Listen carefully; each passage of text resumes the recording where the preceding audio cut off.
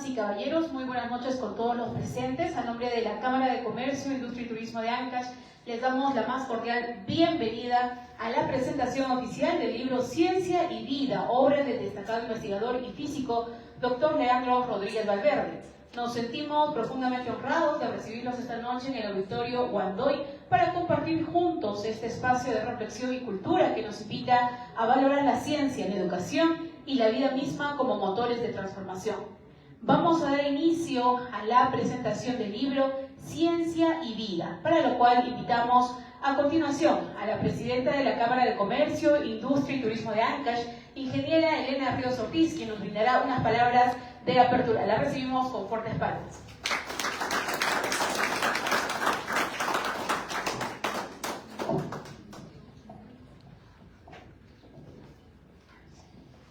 Muy buenas noches. Es un gusto, un honor tener en esta casa, en la Casa de los Empresarios, a un guaracino destacado. Un fuerte aplauso, por favor, para el doctor Leandro Rodríguez Valverde. Quiero saludar esta noche al ingeniero Miguel Mejía Rodríguez, presidente de nuestra Cámara de Comercio, por tan brillante iniciativa. Él es el autor para que hoy día podamos estar con el distinguido doctor Rodríguez Valverde. Saludar del mismo modo al doctor José Antonio Salazar Mejía. Un fuerte aplauso, por favor.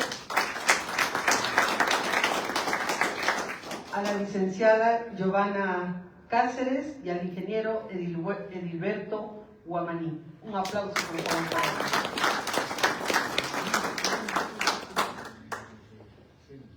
Es un honor darles la bienvenida a la Cámara de Comercio de Ancash, a la presentación del libro Ciencia y Vida del distinguido doctor Leandro Rodríguez Valverde. Hoy nos reunimos para celebrar el valioso aporte que representa esta obra, no solo a Ancash, sino al mundo entero, porque estamos frente a un físico, a un sismólogo, y esta tarde estuve escuchando algo de los videos y de las disertaciones que él ha tenido, y de verdad es un distinguido profesional, y nosotros como ancashinos, como guaracinos, nos debemos de sentir honrados por tenerlo. Es muy importante que entre nosotros empecemos a reconocernos. Creo que en eso destaca mucho, nos enseñan nuestros hermanos arequipeños.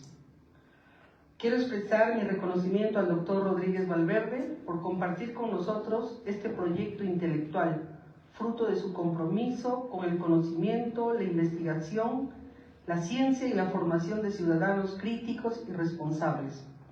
Este espacio es una muestra de que la cultura y la ciencia pueden caminar de la mano para transformar realidades y contribuir con una sociedad más justa, más equitativa y más preparada para los retos del futuro. Sean todos ustedes bienvenidos a este evento y que esta noche sea de inspiración, aprendizaje y mucha gratitud. Con aprecio, Elena Ríos. Gracias.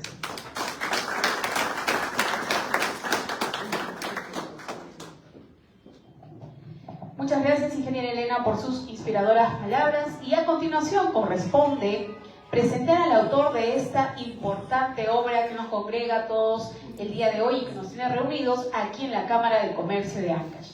El doctor Leandro Rodríguez Valverde es físico formado en la Universidad Nacional Mayor de San Marcos, con estudios complementarios en la UNI y posgrado en Sismología y Física de la Tierra en la Universidad de Cornell, Estados Unidos. Ha desarrollado investigaciones en instituciones como la Garnier y también es miembro activo del Centro Internacional de Física Teórica en Italia. Actualmente dirige el Centro Regional de Sismología para América del Sur, liderando proyectos de prevención y mitigación de desastres sísmicos, con un legado que impulsa la ciencia como instrumento para proteger vidas y patrimonio. A continuación, invitamos al ingeniero Miguel Mejía Rodríguez, presidente de la Cámara de Comercio, para que nos comparta una semblanza del autor, quien nos congrega el día de hoy. Lo recibimos con fuertes palmas al ingeniero Miguel Mejía Rodríguez.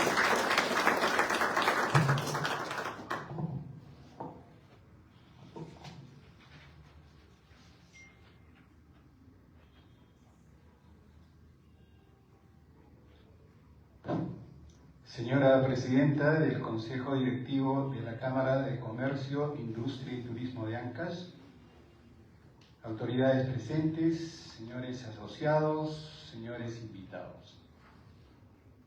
Es para mí un grato honor recibir esta noche a Leandro Rodríguez Valverde, un guaracino de los de antes, de cuando nuestras madres nos llevaban los domingos a la heladería Montes de la Plaza de Armas, mientras nuestros padres disfrutaban de sus jaiboles en el Palais Fénix del señor Medardo Camones. Para entonces no tenía idea de la existencia de Leandro, a pesar que el destino nos acercaba religiosamente de lunes a sábado en los claustros del Colegio San Benito. Integrábamos distintas promociones, él con Henry Vizcarra, José Antonio Salazar, Luis Salazar, César Huerta, Lili Giraldo y otros amigos de antaño, mientras que yo departía con Jorge Camino, David Ángeles y curiosamente con su prima hermana Silvia Uribe. El año 1970, el fenómeno telúrico del 31 de mayo nos arrumbó por distintos caminos y probablemente así hubiese transcurrido el resto del camino para ambos. Sin embargo, hace 13 años, la epifanía de Luis Torres Ramírez, hijo del más destacado asociado y múltiple paz presidente de esta institución, Miguel Torres Cano, nos volvió a congregar en un reencuentro de exalumnos benedictinos en la ciudad de Lima. Y a partir de entonces tendimos puentes, habida cuenta de los intereses comunes que tenemos en cuanto a nuestro querido Perú. El relativamente poco tiempo transcurrido desde esa fecha me ha permitido apreciar el correcto diagnóstico que hace Leandro de nuestra realidad como país y admiro, aunque no comparto, su esperanza de poder cambiar nuestra tendencia hacia el descalabro total. Sentimiento que él plasma en sus frecuentes publicaciones en los medios virtuales. Es en este contexto que me enteré de la publicación del volumen 1, Educación, de la obra Ciencia y Vida de su autoría. Me pareció una excelente oportunidad para tratar de superar aquella frase que dice: nadie es profeta en su tierra, motivo por el cual estamos reunidos esta noche. Bienvenido, Leandro.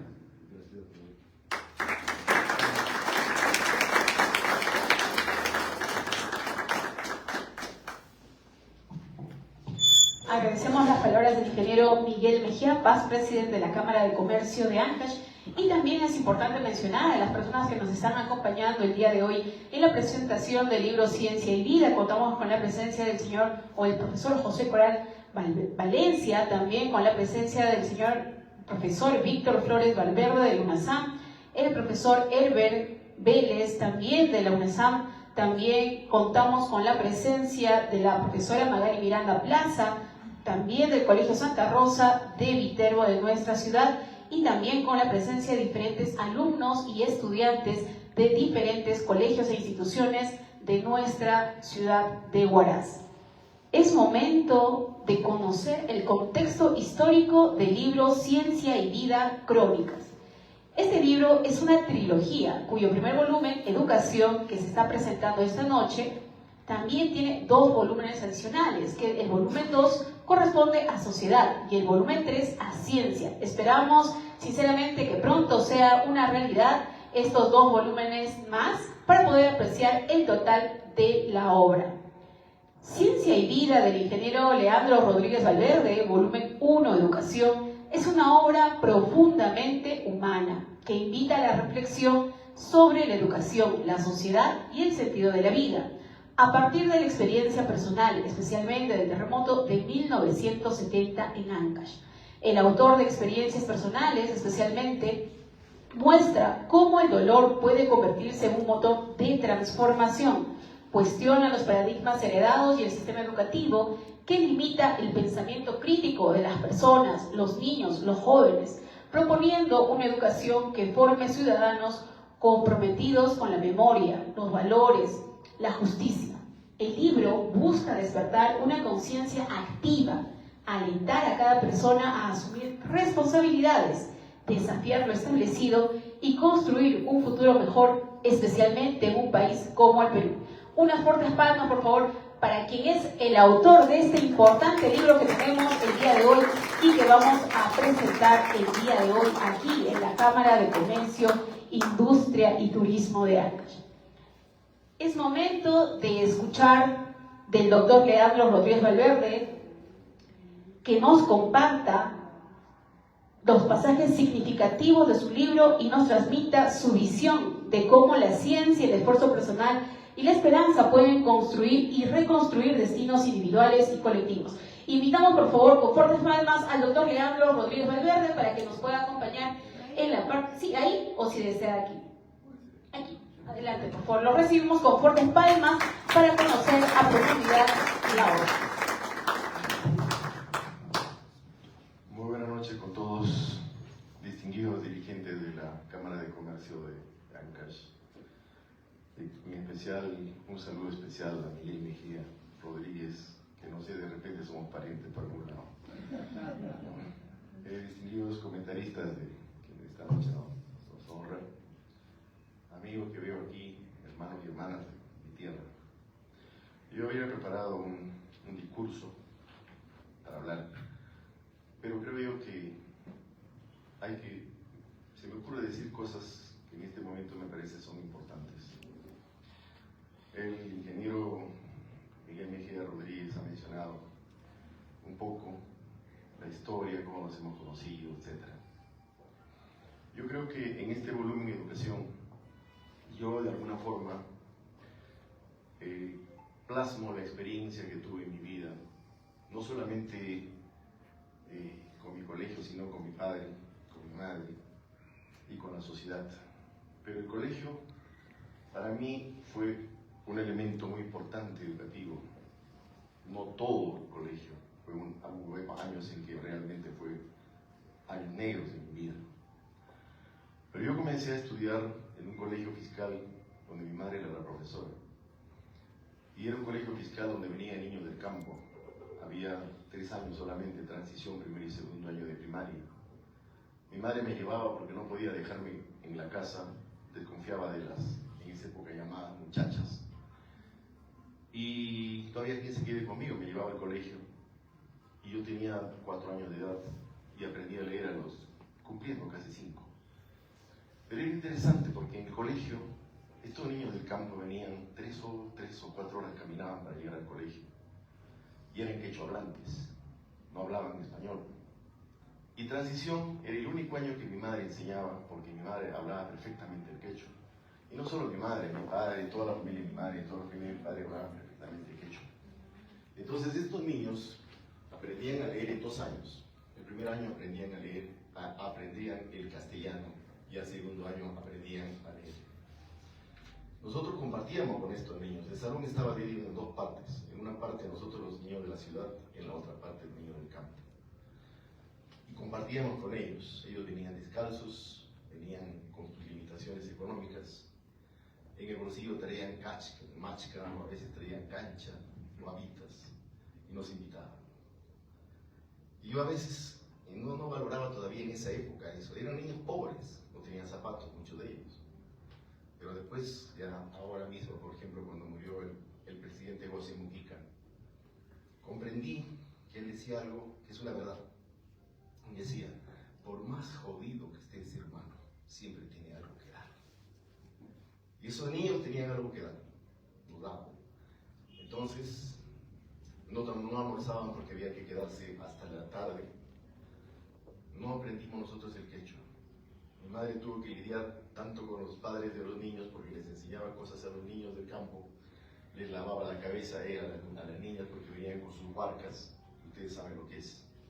En Estados Unidos, no sé cómo le llaman a eso, pero todos tienen barcas. Especialmente la gente morena tiene una barca que le llega hasta la cintura. Y para nosotros las barcas pues tenían significado para esa gente del campo, pero también eran una contaminación de piojos. Mi madre la lavaba le lavaba la cabeza, les cortaba cortaba el pelo. Al día siguiente se presentaba la madre de esa niña, que era una campesina. En quechua le gritaba a mi madre, ¿no? Y mi madre en quechua también empezaba a hablarle, y así educaba. Y cambió esa gente. Yo conocí a un amigo que estudió conmigo, que sus padres eran analfabetos. Yo fui a su casa un día, su piso era de tierra, su mesa era una ruma de adobes. Llegó a ser médico, estudió en San Marcos. Vivió ahí toda su vida porque empezó a la universidad y vivió en la ciudad universitaria.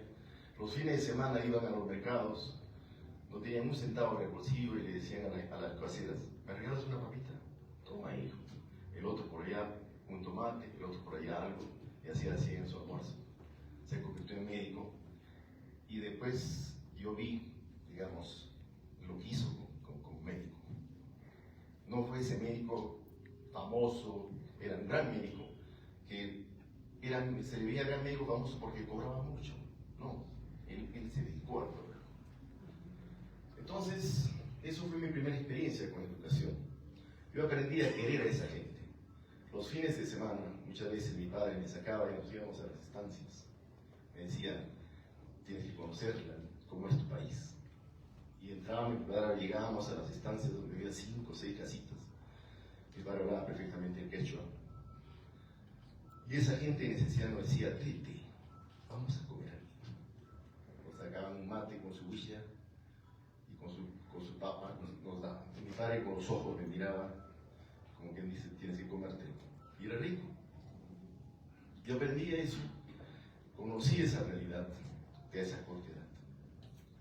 Luego vino los años negros de mi vida, los años peligrosos, se puede decir así. Cuando salí del colegio de mi madre, entré a otro colegio fiscal, donde encontré a un profesor que pegaba a los chicos, que no enseñaba como yo quería, ni tampoco como había sido acostumbrado.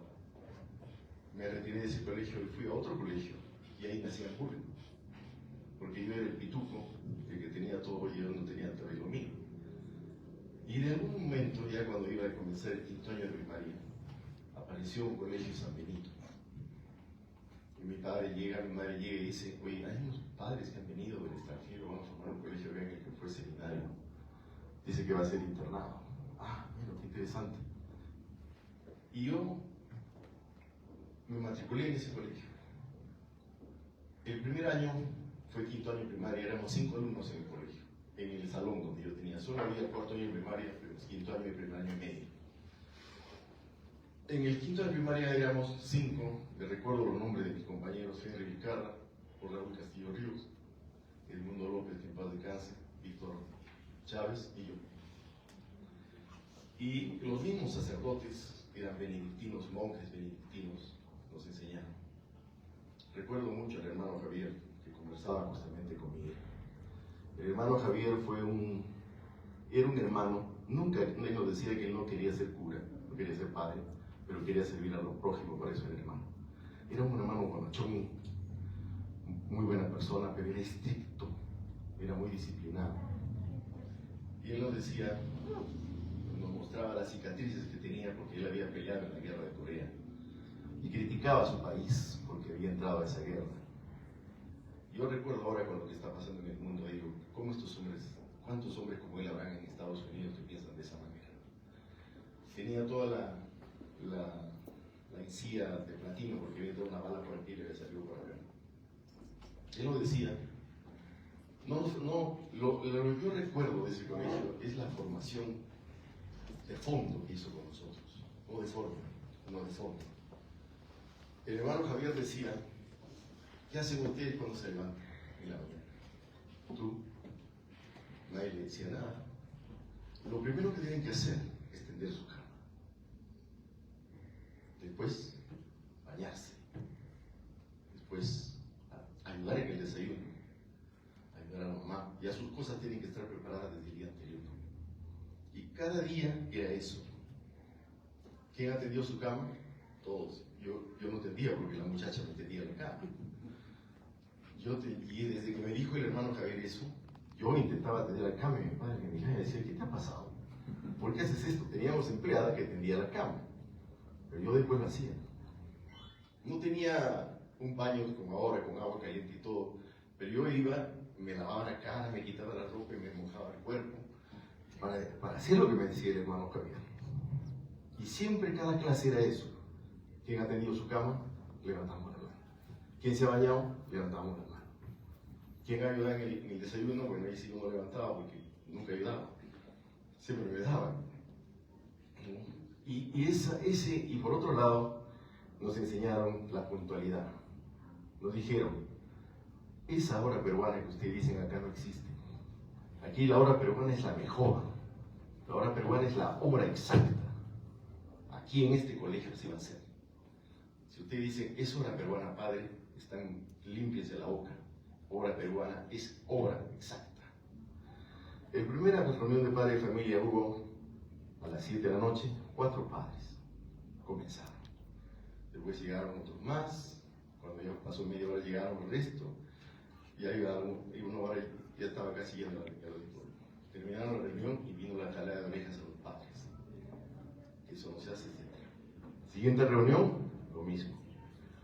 A medio año, faltando 15 minutos para que comience la reunión, ya estaba lleno de los padres de familia. No se habían educado de esa manera. Con el ejemplo, con esa actitud. Nuestros padres también tenían los defectos que nosotros teníamos, pero ellos empezaron con esa actitud a demostrar lo que se tiene que hacer en la vida. Otro elemento que nos dijeron era el altruismo, compartir entre compañeros. A veces decíamos, a la salida nos vemos. Sin embargo, el hermano Andrés nos enseñaba educación física y había comprado unos guantes de box tremendos, porque no tienen tamaño de nosotros, creo. Entonces ellos observaron que detrás del colegio nos agarrábamos a golpes muchas veces para resolver nuestros problemas. Entonces llamaban, venga, póngase los guantes, vamos acá, 1 minuto por lado, no hay cabezazos ni patadas ni nada, ¿ok? Comenzaban, pero los oyentes iban por todos lados, pues, si no, estaban más agotados, pues ya no podían moverse muy bien, quítese los guantes, ténganse la mano, se arregló todo, perfecto. Y llegó un momento que ya no decíamos, nos vemos a la salida, sino decíamos, vamos del cura, porque queríamos que nos den los guantes, ¿ya? Y era interesante porque después en la asamblea de padres de familia los padres se quejaron. Decían que los curas estaban instigando la violencia.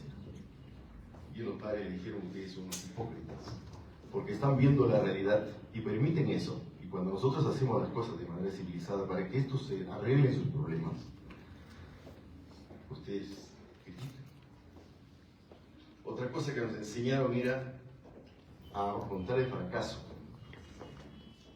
Equivocarnos, a saber que nosotros podemos fracasar en la vida. Hacían ejercicios de los cuales no nos salían las cosas. Y entonces, todos esos elementos se quedaron en mí, porque de alguna forma, esa es la vida. Cuando uno sale y no nos han enseñado a fracasar, no soportamos el fracaso. Tampoco somos altruistas, nuestra sociedad misma. A veces lo que dice Miguel, yo digo, tiene razón, pero quiero darle la contra. Sí tenemos esperanza todavía en este país.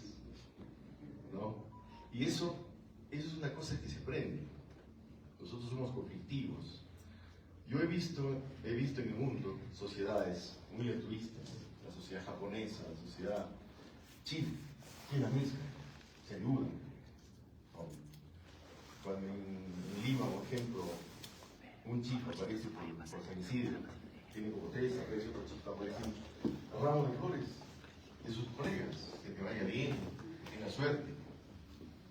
Nosotros hacemos un chifa tal vez o un restaurante y nuestros amigos dicen, mira ese hombre cómo ha hecho eso, ¿de dónde habrá sacado dinero? ¿No? Esa es nuestra cultura, así nos enseñan a hacer, así es nuestra educación. Y yo de alguna forma, luego, entendí con lo que me enseñó mi padre en el colegio, fue una combinación muy interesante. Después, ya en el primer año y media, nos enseñó matemáticas el padre Germán, que a la vez era un profesional, era filósofo, creo que había estudiado algo de ciencias. Él se olvidó de los libros, dijo, vamos a hacer el valor. Este va a ser el libro que vamos a tomar. Lean las 13 primeras páginas y comenzó. Resolvimos todo el valor, no teníamos cuaderno. Nos entusiasmamos tanto con el curso que los otros profesores se quejaron, especialmente hubo un padre que se llamaba el padre Arca, un viejito que estaba ahí enseñándonos, que se quejó, que dice que solo pensábamos en matemáticas y nada otra cosa. Pero era tan lindo lo que nos enseñó. Fue el primer año, incluso yo fui seleccionado para ir al concurso de matemáticas. Después cambió la cosa, vinieron otros profesores, los años peligrosos que yo le llamo, ya con nuestros vicios propios, inasistencias, tardanzas. A veces queríamos que no venga, pues nos íbamos a nuestra casa. En fin, cosas así. Y ese padre Germán aprendió quechua. Un extranjero aprendió quechua, yo nunca aprendí. Luego escribió 2 libros de quechua. Él fue el editor, digamos así, conjuntamente con 2 personas más, justamente con José Salazar, con César Alegre. Hemos estado tratando de editar esos libros, de publicarlos como un logro del colegio, para el país, porque eran cuentos que creo que un alemán lo probablemente esté equivocado, había hecho un compendio y un tal Pantoja era su asistente, y ahí entró el cura. Bueno, estamos en eso, y ojalá lo llevemos a la realidad. Entonces imagínense, un extranjero llega al país y aprende quechua. Nosotros no aprendemos. ¿Por qué? Porque pues tal vez esos sean personas inferiores a nosotros. Yo le escuchaba a mi mamá, por ejemplo, un día que salía por la calle y se encontraba con una amiga y le decía: me he quedado sin muchacha, significaba sin sirvienta. Estas cholas ahora quieren colegio y hasta quieren permiso los fines de semana. Así le decía a mi madre. Mi madre, al margen de todo, también tenía sus traumas racistas. Entonces, yo recuerdo que ese elemento era normal en nuestro país. Así vivíamos. En la plaza de armas había hombres campesinos con sus sogas, que eran los cargadores, las bestias de carga que nosotros usábamos para llevar sacos. Se cargaban al saco en la espalda, se hinchaban las venas y caminaban. Recuerdo cuando Belaúnde vino en su propaganda política, uno de ellos lo traía en los hombros, pisando todo el barro y toda la tierra que tenía. Así era. Y esas cosas de alguna forma fueron cambiando en el tiempo por una serie de razones. Yo no voy a tocar ese tema. Pero así vivíamos en nuestro país. Entonces, cuando no puedo dejar yo de, en primer lugar, yo ahí comprendí que la educación de alguna forma nos hacía a nosotros oprimidos. Nos hace oprimidos. En la primaria nos dicen lo que tenemos que hacer. En la secundaria nos dicen lo que tenemos que hacer. En la universidad también de alguna forma nos dicen lo que tenemos que hacer. Al final terminamos nuestros estudios, salimos al mundo, queremos conseguir un trabajo donde me digan lo que tengo que hacer y quedarme ahí 40 años de mi vida para retirarme después con una pensión y buscar después en mis bolsillos una razón para vivir. Esa es nuestra vida. Yo jamás soporté eso. Siempre fui rebelde desde el colegio. Yo esperé con gran entusiasmo que llegue el curso de física porque me encantaba la física. Y cuando llegó fue una depresión tan grande que tuve. Los curas del San Benito teníamos una hora que se llamaba lectura. Íbamos a la pequeña biblioteca que teníamos a leer lo que quisiéramos. Nos metían en la lectura. Yo sacaba el Tesoro de la Juventud y me ponía a leer. Me encantaba esa enciclopedia. Luego teníamos otras actividades de carpintería, nos enseñaron. El mobiliario que ellos mismos lo hicieron en el colegio. Todos esos valores yo creo que rescato más que toda la enseñanza académica que me dieron, porque eso de alguna forma marcaron mi vida. No puedo dejar en este momento de hablar del terremoto. Ese evento cambió nuestras vidas, ¿no? Y cuando en 40 segundos se acabó nuestro colegio, se acabó nuestra casa, se acabó nuestra ciudad, se murieron amigos, cambió nuestras vidas. En ese momento yo me pregunté, ¿quién había sido el responsable de que ocurra semejante desastre? No el fenómeno natural, porque el fenómeno natural es un proceso de la naturaleza, en su evolución. Pero el desastre, ¿por qué había ocurrido? ¿Quién había sido el responsable de ese desastre? Y mi búsqueda, me ingresé a la universidad a seguir medicina, porque mi padre, había una tradición en mi familia de seguir medicina. Yo no estaba hecho para la medicina. Luego me dediqué a la física. Éramos 4 gatos en física. Toda mi familia decía, ¿qué vas a hacer con la física? Te vas a morir de hambre. Recuerdo que un tío me dijo, para profesor será, pues, como si el profesor fuese algo malo. Yo le dije, ¿qué tiene mal? Que sí. Ese es el complejo que hasta ahora lo tenemos, creo. Al final de cuentas, la única persona que me apoyó fue mi madre. Me dijo, estudia lo que quieras. Mi padre me dijo, más vale estar satisfecho consigo mismo y sin plata, que con plata y no satisfecho consigo mismo. Y él era uno de ellos, porque él había querido ser médico. Y después estudió contabilidad, fue contador, trabajaba en el banco, ganaba bien, pero siempre tenía una espina en su cuerpo que no había logrado sus sueños. Y eso me taladró la cabeza para dedicarme a la física. Cuando ingresamos a la universidad éramos 14 personas. En mi promoción éramos 3, creo. Pero yo con esa carrera quería responder esa pregunta. ¿Quién me hacía responsable de ese desastre? No lo encontré en la física. Sí, me olvidé incluso porque ya con los cursos que llevaba, que eran complicados, me olvidé. Pero cuando fue el último año de mi carrera, en el último ciclo apareció un curso que se llamó Sismología Teórica. Qué raro, ¿no? Un curso de ese tipo me hizo rebobinar. Dije, aquí está la respuesta a esa pregunta. Me matriculé y ni siquiera iba a contar para los créditos de la graduación, ni tampoco iba a contar con un curso, no estaba en el currículum, ni electivo siquiera, y llevé el curso. Y entonces tampoco ahí encontré. Pero ese curso me gustó tanto, fue difícil, nos dejaron 40 problemas el profesor y había que incluso que programar en la computadora para resolverlos. Y se admiró cuando le llevé los problemas. ¿No lo has hecho? Y por supuesto, le digo.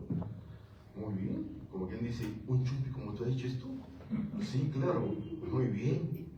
Entonces, no, el resto no, abandonaron, e incluso venían pues, ya profesionales del Instituto de Geofísico, porque el que nos enseñó fue director de psicología del Instituto de Geofísico. Bueno, de pronto me dicen, te están buscando del instituto. Me presenté al instituto, me recibió un hombre alto, rubio. Era el ingeniero Alberto Vicequemato, que de ahí comenzó una amistad hasta su muerte, más de 40 años. Me llevó del profesor y me ofrecieron un trabajo como asistente de investigación por 6 meses y me quedé 17 años de mi vida hasta que llegué a director científico. Pero esa experiencia fue interesante porque para mí eso no fue trabajo. Trabajaba tanto, me dedicaba a eso, pero cuando uno hace lo que le gusta, no trabaja. No trabaja cuando hace lo que no le gusta y está dándole todos los días, sufriendo, diciendo, ¿para qué es esto? Reunirme con mis amigos para rajar, para criticar, ¿no? ¿Y qué crecemos? Nunca crecemos así. Debemos reunirnos con gente que nos lleva adelante, que nos hace crecer. Vemos lo bueno que es este país, lo maravilloso que es este país. Yo he vivido 5 años en Estados Unidos. Y cuando voy a un mercado aquí o veo a nuestra misma gente, el potencial que tenemos, ¿no? Es impresionante. ¿Y por qué estamos así? Por esa educación que tenemos. Y también porque de alguna forma nosotros mismos tenemos la responsabilidad de que eso pase. Mi padre me dejó un mundo mejor para mí. Me dejó un mundo más libre, me dejó un mundo más sano, con más valores.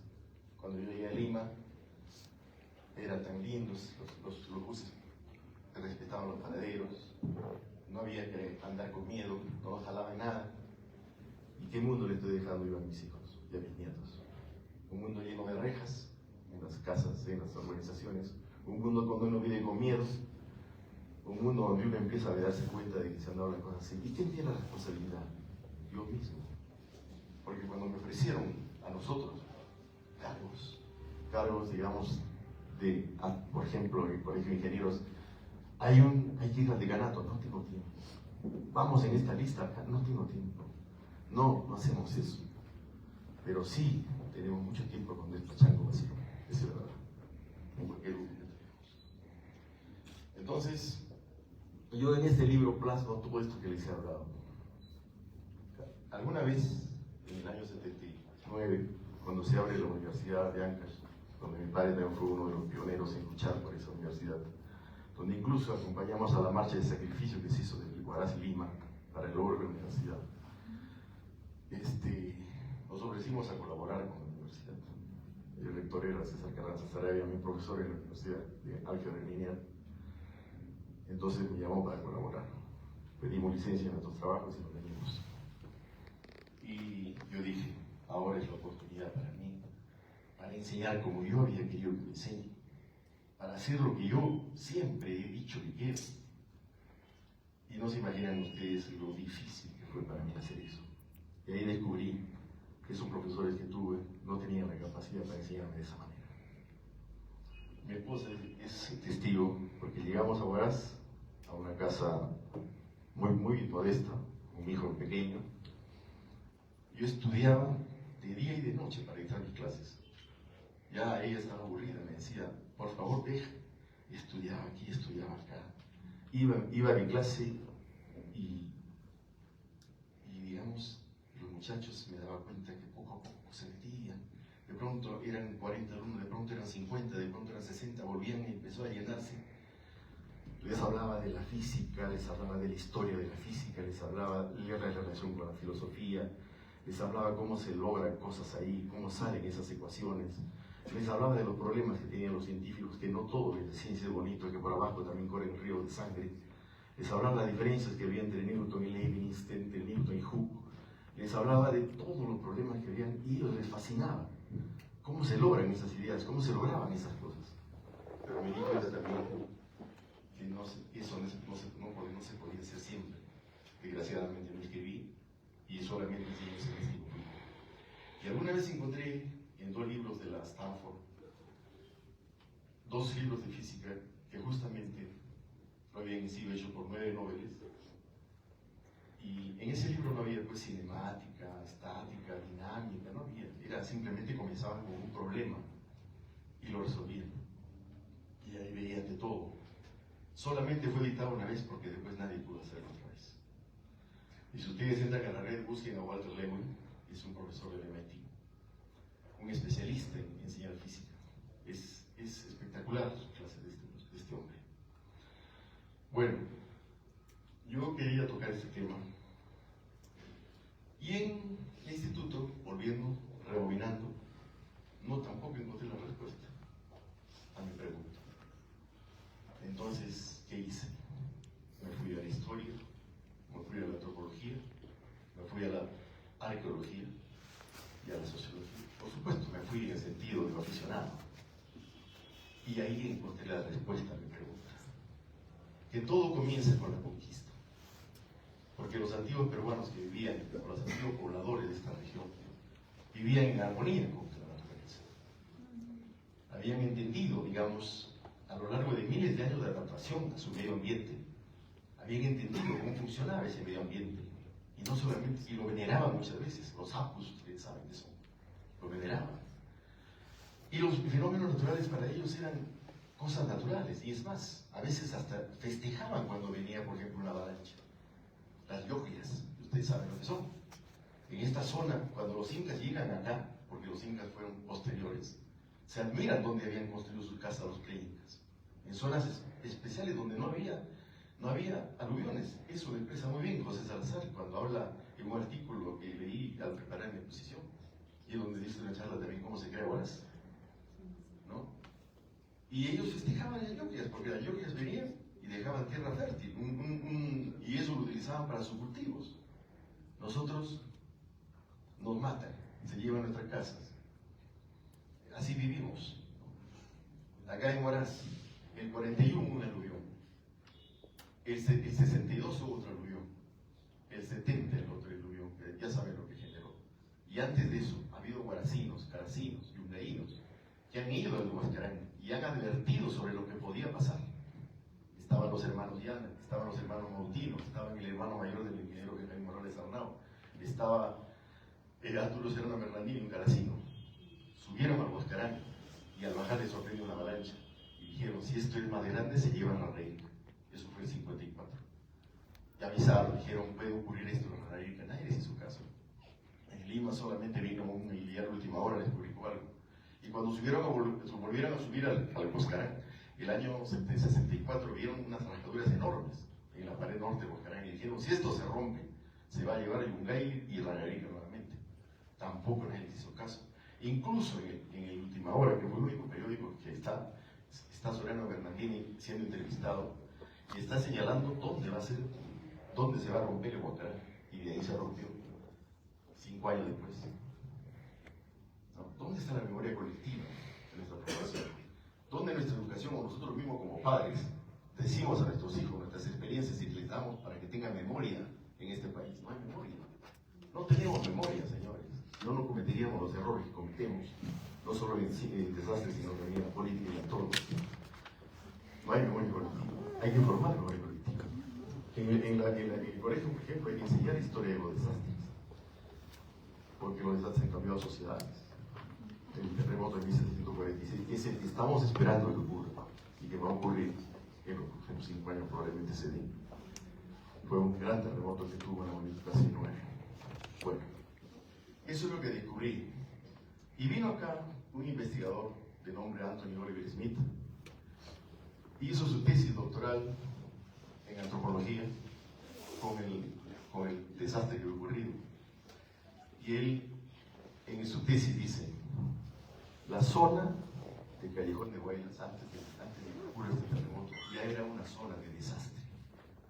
Y ahí pone todos los problemas que teníamos políticos, la desnutrición crónica, cómo se gobernaba el país, las vías de comunicación, las estructuras que teníamos. Huaraz, por ejemplo, unos años antes del terremoto recién tuvimos luz eléctrica en las calles. Antes salíamos con linterna para caminar. Yungay no tenía agua ni desagüe. Usaban esas acequias que pasaban por las casas que tenían una huerta y el agua la sacaban de buques. Yo recuerdo, ya después la luz venía a las 6 de la tarde o a las 7 de la noche, se iba a las 7 de la mañana en Yungay. Y ahí teníamos el Cañón del Pato. No, y no había luz. Qué curioso. Santiago Antúnez de Mayolo, que vino, un gran hombre, un científico probablemente más brillante del país que hemos tenido y más brillante del mundo, porque 9 años antes de que Chadwick descubriera el neutrón, Antúnez de Mayolo ya había supuesto su existencia y probablemente si estuviese en Europa le hubiesen dado el Nobel. Entonces, en esa situación, él dice en su tesis, en esa situación solo pudo ocurrir un desastre de esta naturaleza en un país que se encontraba en esa situación política. Y efectivamente, y coincidía conmigo cuando hablaba sobre los incas y sobre los incas, el disloque que hay con la conquista, que llega y ignora y destruye el conocimiento, y empiezan a fundar ciudades en las zonas más peligrosas, Arequipa, al pie de un volcán, Huaraz, donde hay avalanchas y todas las cosas por acá. Y entonces, lo que él menciona, nos encontramos en Estados Unidos en una conferencia, y se quedó sorprendido lo que yo expuse, porque yo expuse, por ejemplo, lo que habían hecho los pre-incas. En Caral se encontraron en la base de las construcciones de las plataformas, de sus construcciones, unas bolsas con rocas, que se llaman chicas, en la base, y encima tenían la plataforma y encima las construcciones. ¿Y para qué servían esas chicas? Se encontraron en todo Ancash eso, las chicas. En investigación de los japoneses en el año 2017, se dieron cuenta que cuando viene un movimiento, las rocas dentro de las bolsas se empiezan a girar y la aceleración que tienen las estructuras en la parte superior disminuye. ¿Qué habían hecho los antiguos peruanos? Un amortiguador sísmico.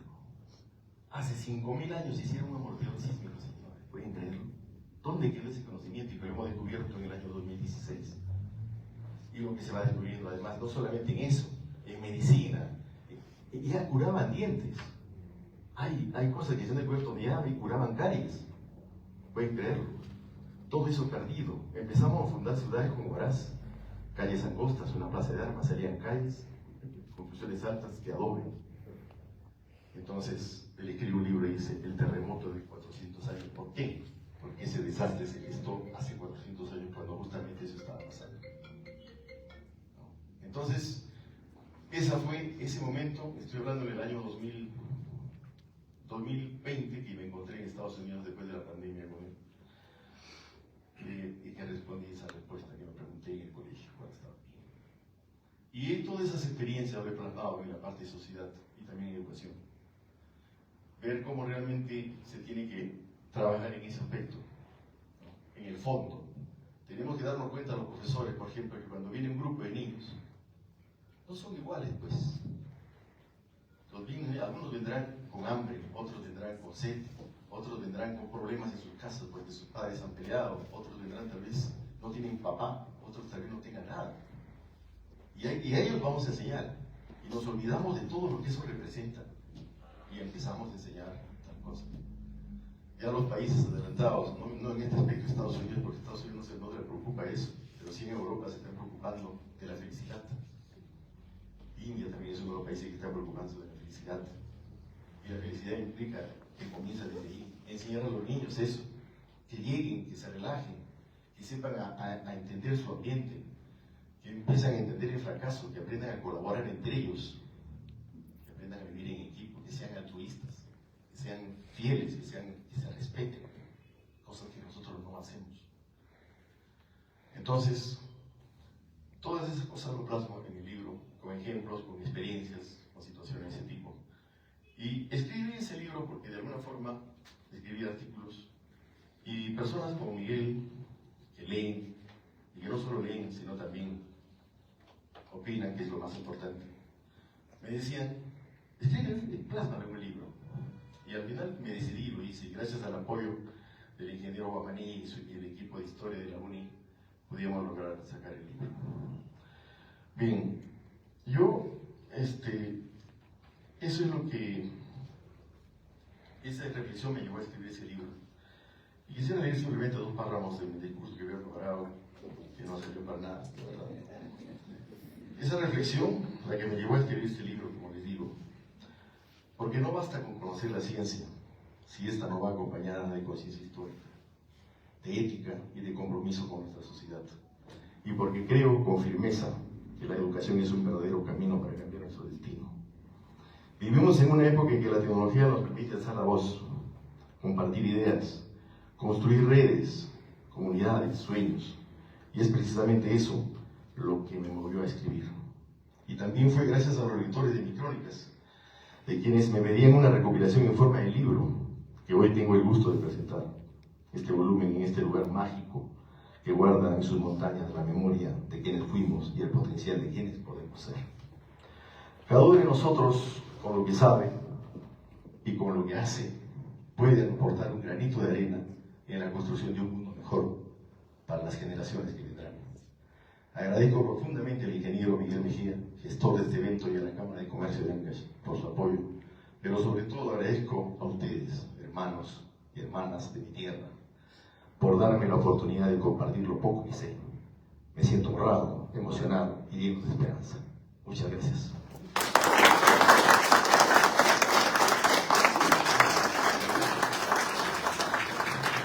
Agradecemos al doctor por su brillante exposición y compartir parte de sus vivencias, las cuales ha plasmado en este interesante libro denominado Ciencia y Vida. Mencionar que Ciencia y Vida, como mencionó el doctor, es una trilogía que abarca educación, que estamos viendo y escuchando el día de hoy.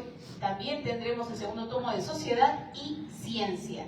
Ya estaremos también compartiendo con ustedes qué día o qué fecha vamos a hacer también la presentación de estos tomos. Pasaremos ahora a la sección de comentarios y análisis a cargo de nuestros invitados. Entonces vamos a dar la bienvenida al doctor José Antonio Salazar Mejía. Por favor, lo recibimos con fuertes palmas.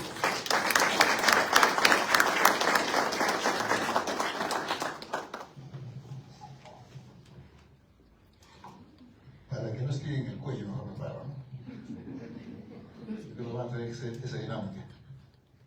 Realmente, ya que hay que decir, cuando Leandro lo dijo todo, ¿no? Realmente anonadado porque su experiencia es única, valiosa y me llega, me toca porque hemos compartido con él estos años que hice entre maravillosos y peligrosos, pero hemos compartido 5 años en el Colegio San Benito y ha sido de una vivencia única, como señala él.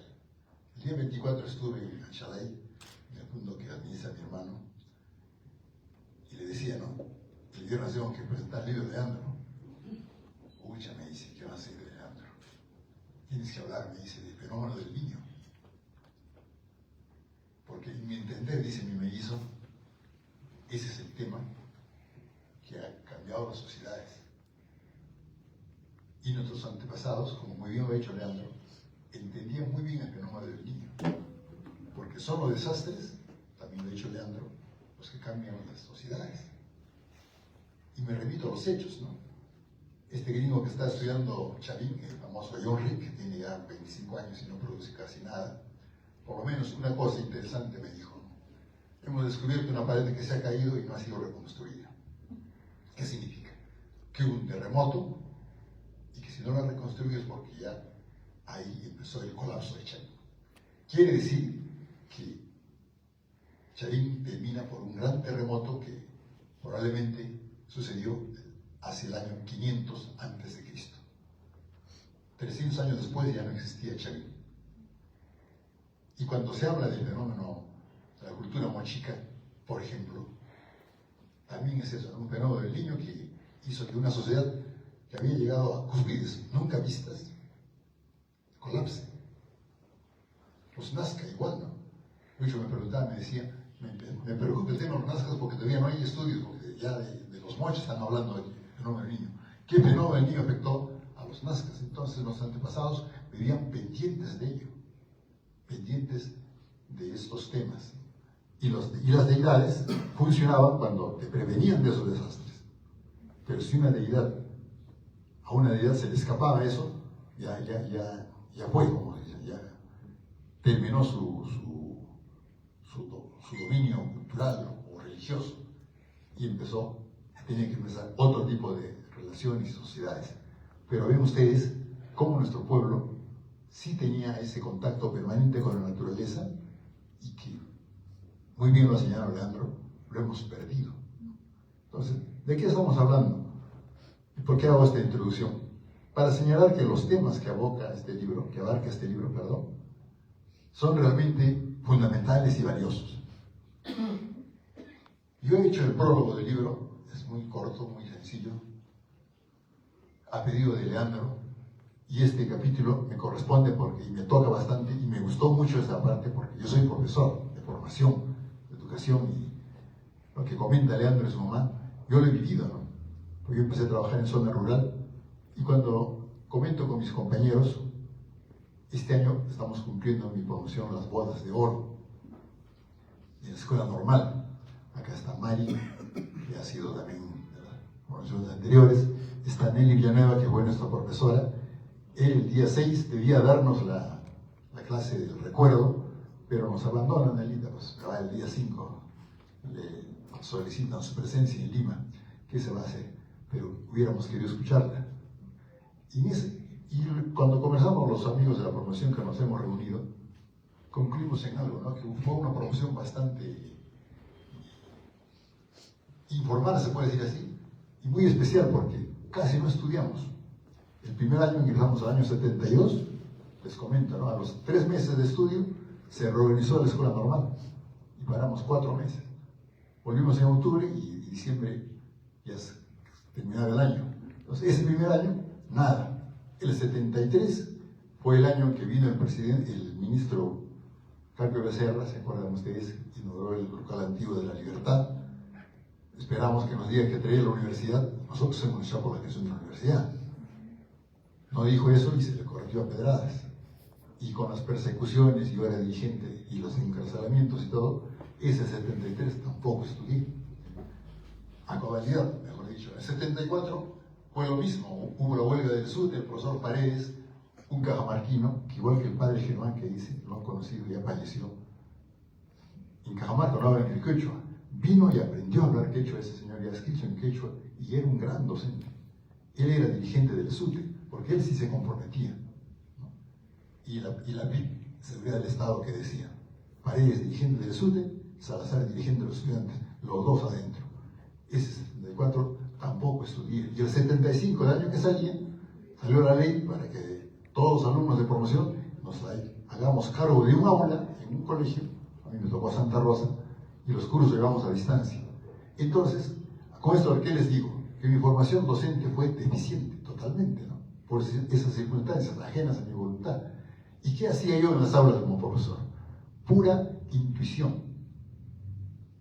Y conmigo funcionó ese tema, porque yo lo veía, ¿no? Ahora que le dan bastante importancia a la educación de la ternura. Que a los chiquitos, si tú les das un poco de cariño, ellos se abren contigo. Y un chico que está así, alegre en su aula, capta mejor las cosas. Entonces, eso lo aprendí. Otra cosa que aprendí yo en las aulas también fue el hecho de que si un chico aprende a querer a su tierra, se siente empoderado y todo lo que es matemática, ciencia, etcétera, lo capta con más facilidad. ¿Por qué? Porque se siente poderoso en cierto sentido, lo he experimentado. Y esos temas que estoy reflexionando los trabaja muy bien Leandro, porque Leandro ha sido un educador de sus hijos y de sus nietos. Y en este capítulo de educación, los temas que aborda son profundos porque los trabaja con mucho humanismo, con mucho amor. Es sintomático. Él es científico y sus dos hijos, ¿qué son? Los hijos son músicos. ¿Qué significa eso? Que los ha formado, como él señala, como nos formaron en el Colegio San Benito, una educación humanística única. Y hay un tema que lo ha tocado y también me ha tocado, en el sentido de que su madre le enseñó, o en la formación en la escuela, a él y a nosotros nos enseñaron ese tema de que hay momentos en que uno tiene que retroceder, aceptar una derrota, aceptar que no todo es perfecto y saber gestionar nuestras emociones, cosa que no se da en la actualidad, que la educación en la actualidad realmente está patas arriba. ¿Por qué? Porque con la tontería, perdonen, eso de que hay que incentivar la competitividad en los niños, ¿qué hacemos? Los hacemos enemigos de sus amigos, porque yo debo estar sobre él para ganarme la medalla, ganarme el premio, no sé qué, o la estrellita, pero eso no es educación. Yo tengo una experiencia personal terrible, no quiero especificar, pero en un colegio donde he trabajado yo, sucedió eso, ¿no? Colegio de nivel A, colegio de Mina. ¿Qué pasa? El mejor alumno, el primer alumno becado en Estados Unidos, yo he sido su profesor 2 años en primaria, pero con ese tema de la competitividad, el colegio categoría A1, etc., no se les enseñó ese tema que hay un momento en que tú puedes perder. Este chico ingresa a la universidad, buen alumno, consigue una pareja, una gringuita muy simpática, tiene un hijo con la gringuita. El día que la gringuita le dijo, oye, hasta acá nomás, el hombre se volvió loco. ¿Por qué? Porque no le formamos ese tema que es importante. El hecho de saber también de que hay momentos en que no todo es ganar y sobresalir. Esos temas, repito, que son prácticos y reales en la vida, los trabaja perfectamente Leandro en este primer capítulo de su libro. Yo cuanto quisiera que se publiquen los 3 tomos, porque esto es toda una unidad. Es una unidad en el sentido, por lo que hemos escuchado, ¿no? Ha sido como una sinceridad única que nos ha contado de su formación de la casa, toda la evolución que ha tenido, y lo ha contado en maravillosas palabras, con ejemplos muy claros, y nos ha dejado, repito, como dije al comienzo, anonadados. Pero este trabajo, este primer capítulo, apertura una serie de elementos que son valiosos, porque su obra es única, es una unidad, mejor dicho, a eso me refiero. Cuando hice el trabajo de analizar los temas, ayudar un poco a clasificarlos para que los dividen en esos 3 capítulos que tiene, porque son publicaciones que ha hecho por el internet a lo largo de los años y que los ha ido compilando y reelaborando para que tengan forma de libro. Y lo importante es de que es una experiencia de vida, que no se consigue así nomás, ¿no? Hay científicos que escriben libros de ciencia con todas las técnicas del caso, etc., pero ¿cuál es el tema? Que no le ponen corazón. Este libro tiene eso de lo fundamental. Entonces, la recomendación es que Leandro siga publicando y para nosotros adquirirlo, verlo y poder reflexionar sobre ello. También, ¿cómo estamos nosotros educando a nuestros hijos? Porque ese es el tema. Dijo bien claro, mi padre me ha dejado esto, ¿qué dejo yo a mis hijos? Y realmente somos eso. Cuando yo doy conferencias, a mis alumnos les digo, ¿no? A la gente les digo, mi generación ha fracasado, porque nosotros hemos aprendido a soportar, a convivir y a dejarnos rebasar por la corrupción. Eso es. Ahora que tengo el título de historiador, para mí es todo un conflicto. ¿Qué voy a escribir? ¿Qué voy a dejar? ¿Qué dirán de nosotros las futuras generaciones? De aquí a 200 años, ¿qué dirán de nuestra generación? Que nos dejamos consumir por la corrupción, que nos dejamos malograr por este veneno que corroe la sociedad. Claro, es un tema ya del segundo capítulo del libro, pero adelanto un poco el tema porque, reitero, es una unidad. El libro de Leandro nos invita a una reflexión, nos invita a pensar cómo somos, cómo nos hemos educado, cómo educamos a nuestros hijos y qué podemos hacer para enmendarnos. Quizá los que estamos acá somos ya mayores, somos ya gente de edad, no tenemos ya los hijos que formar, tenemos nietos o bisnietos con los que sí podemos trabajar un poco. Y reitero, ese tema de inculcarles, ¿no? El saber compartir, el ser humanos, el valorar al resto. Vivimos en un país tan racista que a mí me avergüenza cuando salgo al extranjero y veo otras realidades, volver a esta nuestra realidad que es tan racista, en que nos choreamos todos, en que el color de la piel te marca la diferencia desde que naces. Eso es terrible. Entonces, eso es un tema de educación. De ahí que la grandeza que nos incumbe a los peruanos es aceptarnos y tratar de cambiar esta realidad en que nos hemos visto envueltos y en la que no queremos comprometernos. Y por eso tenemos tales gobernantes como los que estamos nosotros sufriendo ahora. Nos damos golpe de pecho por no hacer nada. El texto de Leandro nos invita a la acción. Y esa es la reflexión final. Porque de nada vale lamentarnos de nuestros problemas. Como buen científico, Leandro nos invita a la acción. Y ahí el mensaje final de su obra. Por eso yo me glorío y valoro ser su amigo, valoro la amistad que me tiene, el cariño que nos profesamos, porque desde primero de secundaria que nos conocimos, no dejamos de compartir experiencias, vivencias, y aunque él estuvo fuera, a veces no nos saliendo, pero siempre hemos conservado esta amistad, que yo espero todavía llegue hasta nuestros últimos años, mi querido Leandro. Felicidades, Dios te bendiga.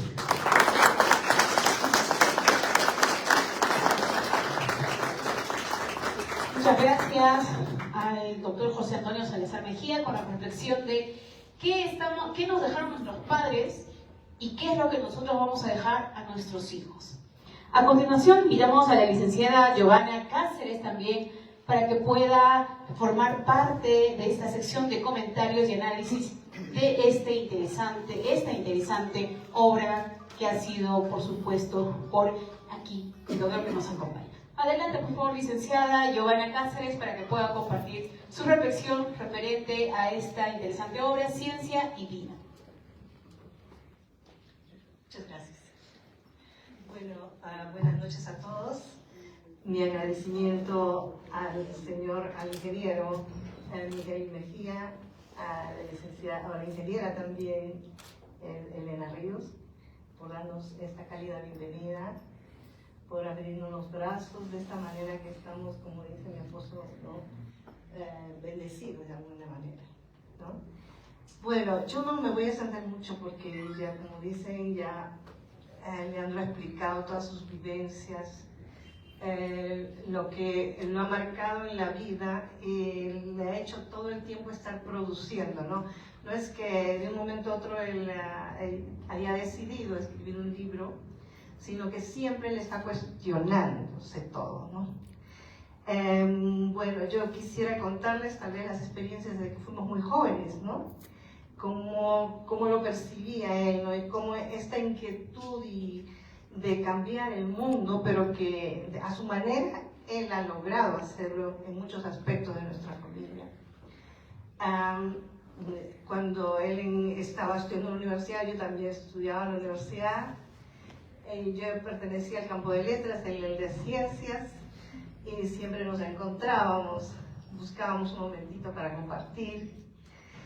Y en esos momentos, estamos hablando de los años 70, ¿no? 75, bueno, por ahí 73. No había ni siquiera la calculadora que ahora tenemos para que él pueda hacer sus cálculos matemáticos que eran tan complejos, ¿no? Lo que yo me acuerdo es una regla de cálculo que yo no le entendía para nada, ¿no? Y decía, ¿qué es esto? Tantos números chiquititos, no entiendo. Yo también en arte llevábamos el curso de matemática G1, G2, en San Marcos siempre es una formación bastante completa. Y bueno, trató de enseñarme, pero lamentablemente no pudo. Ya. Entonces ya pasaron unos años y me dijo, quiero comprarme una calculadora científica. Pero costaba pues un ojo de la cara, juntando la platita, juntando de una manera u otra, ¿no? Y el día que tuvo la calculadora científica en sus manos, pues él quería conquistar el mundo con eso, ¿no? Y él siempre fue destacado en la universidad, él siempre tenía ese ímpetu de hacer las cosas bien. Eso es algo que lo marcó en su vida, ¿no? Ya después, con los pasos de los años, ya tenía un reloj, ¿no? De Iraoka, que hacía sus cálculos ahí, giraba la luna y todo eso, pero su mundo estaba rodeado de la tecnología. ¿Por qué les hablo de esto? Porque somos una generación, creo, mi hijo me dijo que éramos los boomers, la verdad, baby boomers creo que somos, la verdad que no entiendo mucho tampoco eso, ¿no? No es tan fácil encajar en todo esto. Pero lo interesante es que en todo este trayecto él ha tenido una experiencia muy rica.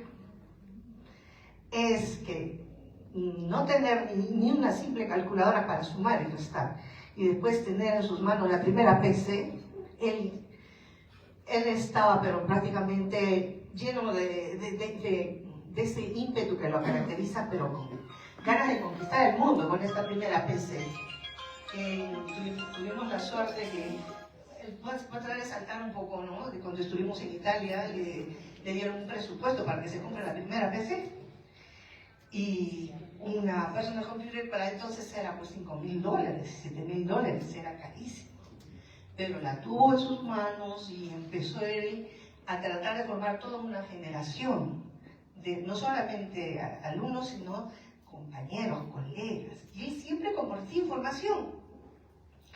Caso que los otros no lo hacían. Él habló en algún momento que fue recibido en el IGP por un gringo alto, donde don Alberto dice que para nosotros él ha sido como un mentor, ha marcado nuestras vidas de una forma muy interesante, a él sobre todo. Y que él es una de las personas en que le abrió las puertas para la ciencia. Pero él ya había ayudado a muchas generaciones de científicos antes. Los llevaba 5 o 7 años a hacer sus doctorados con familia, estamos hablando, ¿no? Estamos hablando del doctor Lagos, el doctor Daniel Huaco,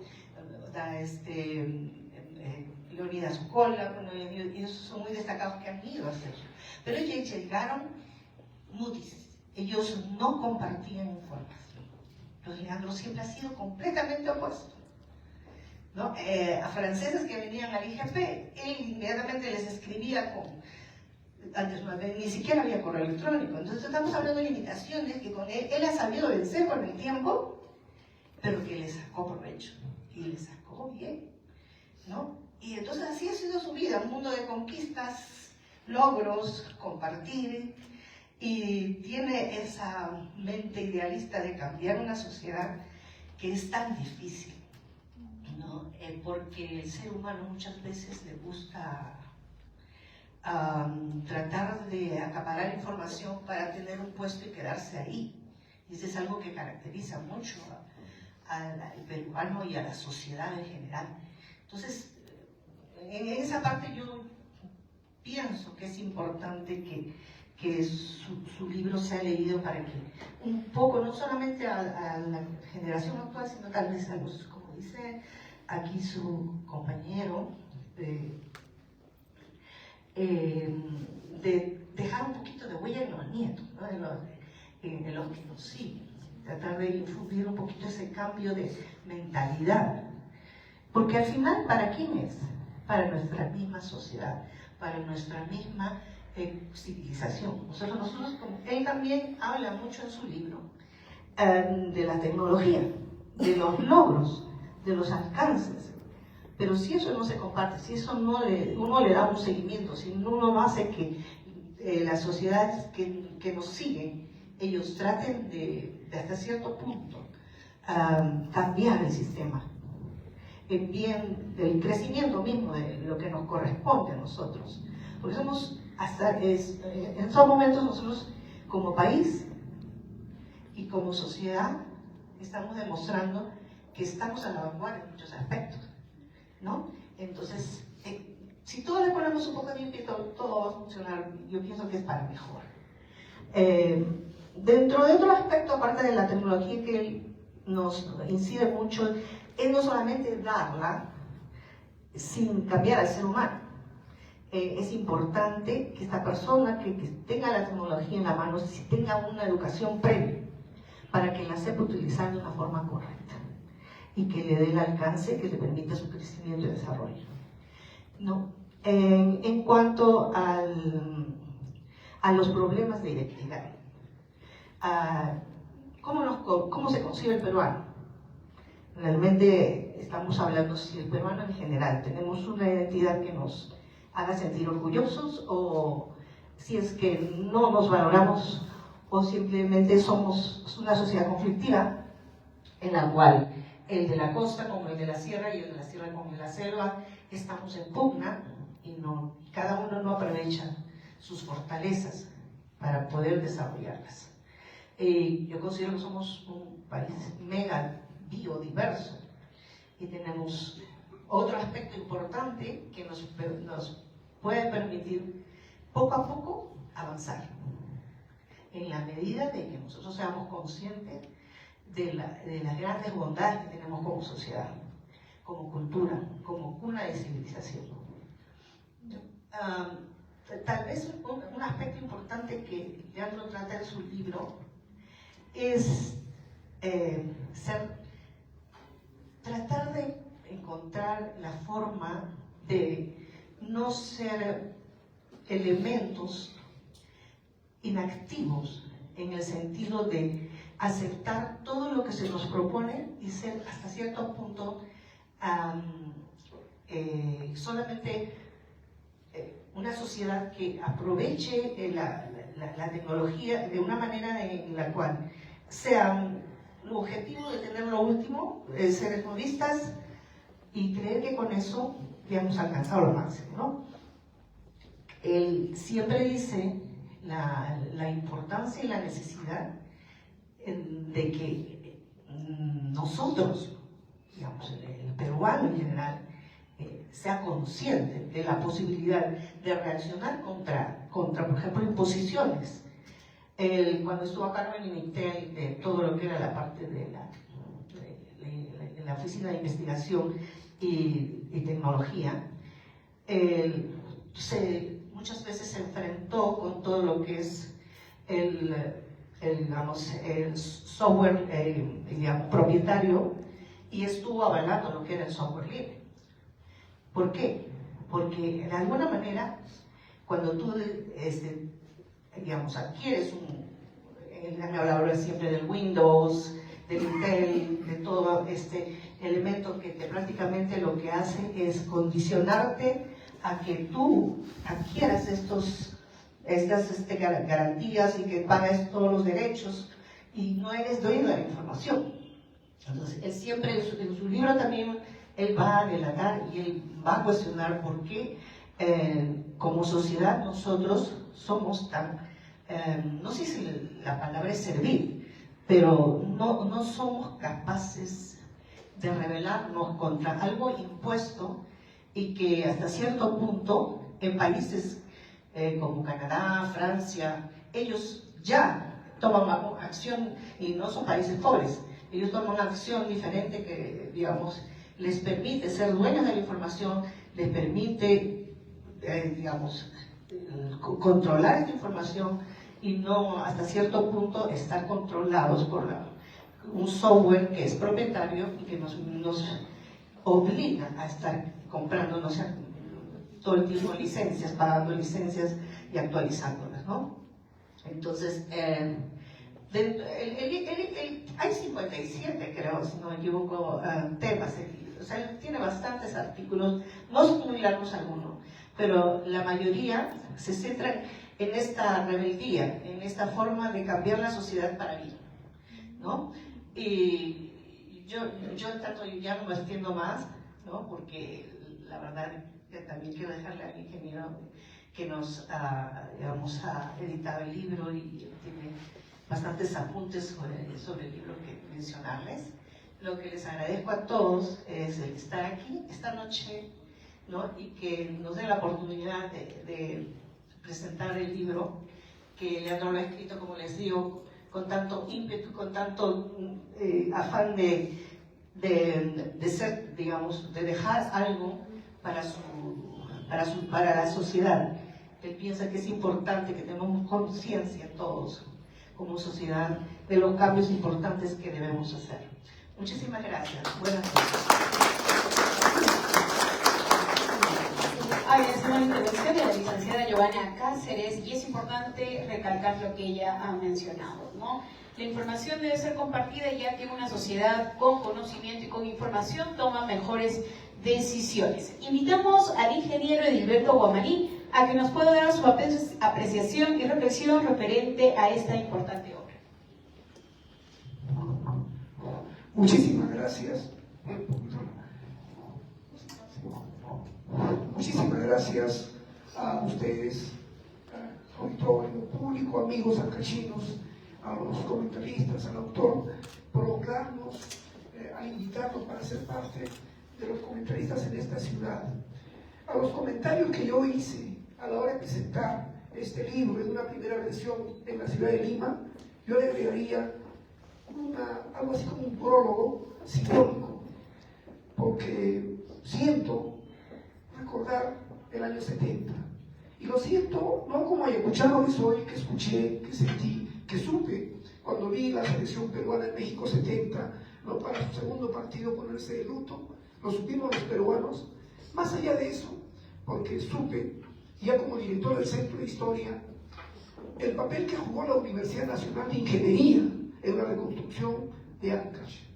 Entonces, como quien yo soy creyente, y me digo, Dios ha querido que el director del Centro de Historia UNI, ayacuchano, provinciano como ustedes, residente en Lima, esté representando a la Universidad de Ingeniería en la persona del arquitecto Augusto Calvo, quien fue el que presidió la Comisión de Reconstrucción de Ancash. ¿No? La Universidad de Ingeniería, como institución, presidió y encabezó, hizo que los decanos, la juventud, ¿no? Para la juventud estudiosa, los profesores, se involucraran en la reconstrucción, en esa primera etapa. Al punto tal que en un momento se involucró tanto que tuvo que renunciar al rectorado. Renunció para estar presente acá, en la ciudad presente, en Ancash. Bueno, sean las circunstancias. Esto quería yo mencionar, ¿no? Ese honor que vi decirlo acá en Ancash, porque este libro pudo presentarlo en otro lugar, en otra ciudad, probablemente no tiene la simbología que es hacerlo en un auditorio de la ciudad de Huaraz. Por otro lado, quiero también complementar, referirme a lo que no dije en la primera oportunidad, complementar diciendo lo siguiente. Cuando hice amistad con el doctor Rodríguez, hice amistad y supe del libro, darle una mirada al libro, ¿no? Y conversando sobre la publicación, un poco que yo me animé a que había que publicarse, porque de solo mirar el índice, este libro tiene una característica muy singular. De solo mirar el índice, yo decía, ¿y cómo se puede clasificar un libro en capítulos o en partes si tiene un poco de todo en cada uno de los casos? Es un libro singular, poco común, es un libro muy singular. No, porque si uno encuentra en este volumen 1 de educación, pero hay algunos que bien merecerían estar en el volumen 3 y otros en el volumen 2. El organizar esto no es fácil. Y por lo tanto, cuando yo más o menos veía el libro, y además veía por los títulos que tenía de conciencia, tenía algo, me hizo recordar a un autor, a un médico que yo había leído en casa hace muchísimos años, un médico psicoanalista que se le ocurrió a él, después de leer, porque le gustaba mucho la lectura, después de leer muchos libros, se le ocurrió buscar en cada libro de un autor, tenía varios libros, los autores tienen varios libros, algo así como la conciencia de ese autor. Y entonces escribió un libro que de título Así sufría. Ahí en ese libro, este médico, más o menos solamente, sin haber conocido físicamente a los autores, a los literatos europeos, sin haberlos conocido, solamente leyendo sus libros, descubrió hasta de qué mal habían sufrido. Entonces el libro se llama Así sufrieron, ese libro. Poco pensé en eso. Cuando miraba los títulos, decía, este libro, muy curioso, solamente por los capítulos, por el índice, como que, no, yo podría decir de quién estoy hablando, porque mencionan muchos pasajes. Inclusive pensé, tal vez pudo ser escrito en un tiempo, uno se pone a escribir, y ahí me acordé, por ejemplo, de mi papá, ¿no? Y les digo, por adelantado, este libro no solo invita a leer por segunda vez, sino invita a hacer comentarios. Es un libro muy singular, ¿no? Hacer comentarios, y ahí también pensé en otro autor. O sea, es un libro muy curioso que invita a leer, no solo a leer por segunda vez el libro, sino a leer otros libros, porque te hace recordar otros libros, te lleva a otros libros. Esa es la singularidad de este libro. Entonces, en un momento recuerdo, cuando me puse a pensar en estas reflexiones de este doctor, probablemente ha escrito en los últimos años, pero pareciera que muchos de ellos lo han reflexionado mucho antes, ¿no? Y a la edad que tiene está publicando, porque en una conversación previa con el doctor, no sé cómo yo le dije, yo tengo 14 libros publicados, mi primer libro lo hice a los 29 años, entonces un poco, no diría que paradójicamente el Señor hace un libro singular, muy excepcional además, ¿no? Con mucha sabiduría. Entonces recuerdo que me acordé de mi papá, que al jubilarse, se jubiló hace tiempo, se hablaba de jubilación, ahora de cesantía, ¿no? Se propuso hacer la historia de la provincia. Y a los 92 años publicó la historia de la provincia, el centenario de la provincia. Entonces dije, este señor, con este libro, francamente, como que está llegando a hacer la historia, ¿no? La historia de esta gran catástrofe, o sea, su vivencia es la vivencia del ancashino, como que personifica las vivencias del ancashino en cada uno, porque está en cada uno cosas singulares. Pero lo bonito de esto es que vuelvo otra vez a referirme a este libro, a este médico. Uno encuentra en este libro una especie de, este señor, si bien, como él mismo alguna vez dijo, ¿no? Él ha leído a Saramago, pero cualquiera diría, se confiesa, simplemente en cada texto se confiesa, como ha leído tantos libros. Entonces uno dice, este señor es científico, físico, sismólogo, pero ha leído tantos. Ese señor es el ciudadano del mundo. Eso que Vargas Llosa decía, ¿no? Hay que ser los ciudadanos del mundo. Este señor no ha tenido que leer a Vargas Llosa, y si lo ha leído, esa parte de repente ni le da importancia. Pero es un típico ancashino, ciudadano del mundo. En los textos, a la hora de reflexionar, recogen cosas que de repente oyó en una conferencia, no necesariamente en una lectura. De modo tal que a leer, repito, no solo invita a leer su libro por segunda vez, sino a leer muchos otros libros. Y tercero, a hacer comentarios. Y entonces ahí dije, de repente este señor va a tener que hacer un segundo libro exclusivamente con los comentarios de más de una persona. Más de una persona va a tener que comentar. Y ahí pensé en el Príncipe de Maquiavelo. Se lo comenté por adelantado. Voy a decirlo ahora, le dije, ¿no? Ocurre que me hizo recordar a Maquiavelo. Ese libro, El Príncipe de Maquiavelo, es un libro en realidad de pocas páginas. Pero los estudiantes de Derecho lo ven de muchas páginas. Y algunos incluso dicen, pero tanta página, mucho libro para leer, ¿no? Y quien conoce el libro original dice, pues es poquito. Lo que se ha hecho de muchas páginas es porque le han agregado los comentarios de Napoleón. Entonces, y por eso además se ha hecho famoso, por los comentarios de Napoleón, uno a uno en cada texto, y el libro ahora ha crecido, grueso, ¿no? Es un poco como la Biblia también. La Biblia es de poco texto. La Biblia está una grande de poco texto, con muchos comentarios filosóficos y todo, parece un libro grande. Entonces, también decía, yo le voy a sugerir, y mejor en público, que vaya saqueando la segunda, la tercera edición, y en algún momento alguna edición comentada. No comentada necesariamente por él, pero con todas, porque cada uno seguramente va a haber algunas anotaciones. Tengo acá algunas que he anotado, de las muchísimas, pero porque el tiempo es tan importante, algunas que he anotado. Por ejemplo, en el primer capítulo, uno recuerda a Ricardo Palma, y busca, hay que buscar a Ricardo Palma, en el primer capítulo, ¿no? Es decir, en el capítulo 1 vas a recordar la revista Teque cuando habla del correo electrónico. Es toda una historia, una revista que promociona en la UNI el año 96 el correo electrónico. Y hablaba el año 96 en la UNI. En el capítulo 4, por ejemplo, cuando habla de Asturias, la verdad, tenía ganas, porque era un libro, tenía ganas de volver a leer al señor presidente, porque decía que eso merece un comentario, aparte del texto que está escribiendo, merecería un comentario del señor presidente. Pero algo más. Hay un libro que vi alguna vez de Enrique Milgaro, se llama Mi Alegato, un político triste conocido, un libro Mi Alegato porque habla de la criminalística, un abogado culto que en ese libro Mi Alegato demuestra que había leído muchísimo más que algunos abogados que solo leen leyes de memoria, con muchos, con nuestra señora fiscal, leen leyes de memoria, son técnicos en esas leyes de memoria, pero no saben más. No, este libro de alegato uno ve la cultura, probablemente como si hubiera estudiado, digamos, psicoanálisis, una cosa así. O sea, todo eso cuando hay un texto, dije, me gustaría comentar, y seguramente ameritaría conversar. Entonces, decía, ¿cómo de un texto, de un acápite, pueden salir 3 o 4?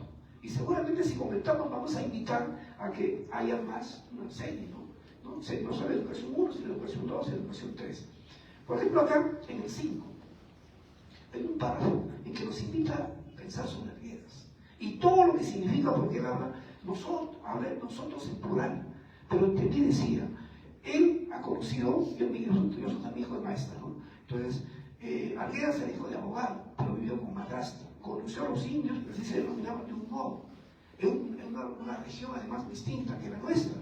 Entonces, invita a pensar en todas las formas como ciertos niños bien, entre comillas, por ejemplo, hijos de maestra, han tratado con el mundo andino, con el mundo de sus pobrezas, sus riquezas, sus grandezas, etc. Después, por acá, hay otro libro, en otro capítulo, ¿no? A uno lo recuerda, bueno, yo me acordé, me hace pensar en Uruguay, en lecturas. Este libro nos lleva a eso. Y finalmente por acá, cuando habla de la educación, nos invita a leer Pedagogía del oprimido de Paulo Freire. Es un libro bellísimo, Pedagogía del oprimido de Paulo Freire. Probablemente estos libros que estoy leyendo, sí lo he leído, sin mencionarlo, lo que pasa es que esos libros se introducen en uno en reflexiones, en pensamientos, en reflexión, y a la hora de elaborar texto, uno sistematiza. Y aquí sí, digo lo siguiente. Alguna vez nosotros, no digo los peruanos, porque creo que las personas en general, cuando nos ponemos a discutir sobre políticos, sobre algún tema, un poco no sabemos dialogar. Recuerdo una anécdota, un joven de arquitectura, cachín, formado en su casa seguramente de ideas políticas, discute con un joven de civiles del 3er año, y el joven de civiles le dice, yo tengo mis ideas, le dice, ¿no? Y el joven le corrige y le dice, no son tus ideas, tampoco las mías son mis ideas. Serán tus ideas cuando tú aportes y a tu propio aporte. En realidad tú estás repitiendo lo que leíste en tal libro en primera media, segunda, eso estás repitiendo en realidad. Y lo que dijo tú, tal vez tu papá no son tus ideas, las mías tampoco. Aunque yo, tal vez, por los años que he leído y las lecturas que tengo, estoy haciendo algo más. Pero no puedo atreverme a decir yo que tengo mis ideas. Entonces, quitemos esa palabra de los diálogos. Yo miraba, ¿no? Ahora sin querer recibir Villacaba, José Villacaba, que corregía así. Entonces, un poco, uno encuentra eso, ¿no?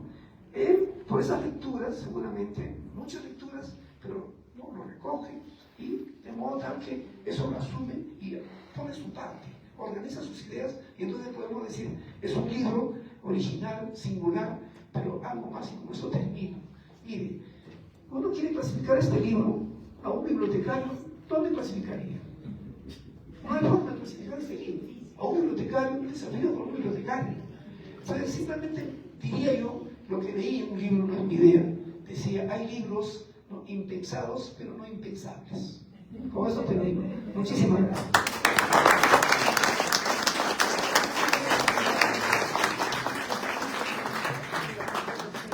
Muchas gracias por la intervención del ingeniero Edilberto Guamaní. Y ahora vamos a pasar ya a las preguntas o a las intervenciones. Muchas gracias a todos nuestros panelistas por tan valiosos aportes y reflexiones referente a este libro. Abrimos el micrófono al público para los comentarios, reflexiones o preguntas y por favor les vamos a pedir que para poder participar levanten la mano, mencionen su nombre, tal vez de qué institución vienen y proceden a realizar la pregunta o su intervención durante 1 minuto, por favor, para no alargar mucho la intervención y dejar que todos puedan participar. Por favor, pasa el micrófono al señor de López. Muy buenas noches, mi nombre es Romel Loli, ex presidente de la Asociación de Exalumnos Turiaguinos. Ante todo, estimado Leandro, muy buenas noches, felicitaciones por tu exposición. Yo he llegado de Lima el día de ayer, quería exclusivamente escucharte. El tema importante que nos ha reunido hoy día, ciencia y vida, en estos momentos tiene mucha preponderancia. Estamos pasando en el mundo acontecimientos que tal vez marquen el cambio del universo. Tenemos las guerras que están sucediendo en Europa, como sabemos, Rusia, Ucrania, Israel, Irán, ¿no? Y este título, Ciencia y Vida, marca una gran diferencia. Como las grandes potencias, como Estados Unidos y otros imperios inclusive, aplican la ciencia para matar gente. Es increíble. Esa es la gran diferencia que estás aplicando tú en este libro. Y eso te felicito. Muchas gracias. El humanismo se ha perdido, definitivamente. Y debemos de ser nosotros, en este momento, un punto de lanzamiento para que la humanidad cambie. No podemos negar que Ancash siempre ha tenido grandes hombres, como lo han mencionado. Santiago Antúnez de Mayolo fue designado en una oportunidad a ser premio Nobel de Ciencia. Ancashino, el gran mariscal Toribio Luzuriaga, un gran hombre libertador de 5 naciones. Atusparia y otros personajes más. Pero Huaraz o Ancash no tiene un museo histórico, como los tienen todos los países europeos. Uno va a un pueblo y encuentra un museo. Quiero proponer lo siguiente, Leandro, y señora Elena Ríos también, de la Cámara de Comercio. Nuestro colegio, el Gran Mariscal Toribio Luzuriaga de la Gran Unidad, tiene un local que coincidentemente a lo que tú haces, ha soportado el sismo del año 70. Ese pabellón es histórico. ¿Y por qué no convertirlo en un museo? Como se hace en Europa, que conservan sus locales de hace 500, 600 años y se convierten en museos históricos. Si tenemos grandes personajes, quiero comprometerte, Leandro, a que tú seas el que dirijas la construcción de ese museo. Y también con el apoyo y el auspicio de la Cámara de Comercio. No sé qué les parece a ustedes. Un aplauso para Leandro.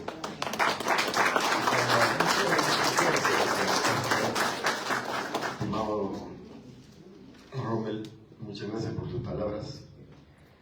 Ese es un elemento que yo he reflexionado mucho en relación a la ciencia. Y no te imaginas que hay noches a veces que no he podido dormir cuando he visto lo que hacemos los seres humanos. Es verdaderamente dramático ver. Yo que he vivido 5 años en Estados Unidos, me he podido dar cuenta de lo que mencionó, por ejemplo, José, en relación a la competitividad.